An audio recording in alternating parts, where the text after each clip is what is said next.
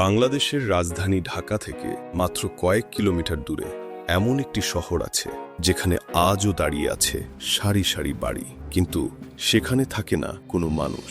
এই জায়গার নাম পানাম নগর। কিন্তু প্রশ্ন হলো, একটা পুরো শহর হঠাৎ করে কিভাবে খালি হয়ে যায়? অনেকে বলেন এখানে এক রাতে সব মানুষ উধাও হয়ে গিয়েছিল। আবার ইতিহাস বলছে ঘটনা সহজ ছিল না। চলুন সময়টা ঘুরিয়ে নিয়ে যাই প্রায় ১৫০ বছর আগে। তখন এই পানাম নগর ছিল সম্পদের স্বর্গ।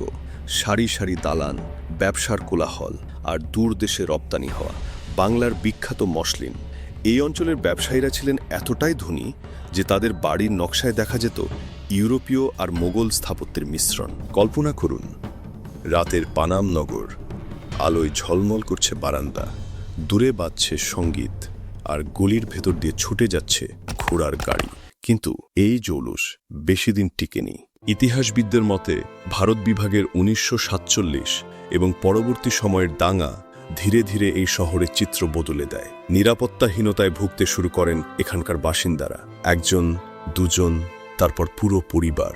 ধীরে ধীরে সবাই এই শহর ছেড়ে চলে যেতে থাকে। কেউ ভেবেছিল কয়েকদিনের জন্য যাচ্ছে, কেউ ভেবেছিল আবার ফিরে আসবে, কিন্তু সেই ফেরা আর কখনোই হয়নি। অনেকে বলেন তাড়াহুড়োর মধ্যে কিছু ঘরে এখনো রয়ে গিয়েছিল মূল্যবান জিনিসপত্র। আরেকটি রহস্যময় গল্পও শোনা যায়। এই শহরের নিচে নাকি ছিল গোপন সুড়ঙ্গ, যা সরাসরি নদীর সাথে যুক্ত ছিল। তবে ইতিহাসবিদরা বলেন এগুলোর পক্ষে স্পষ্ট কোনো প্রমাণ নেই।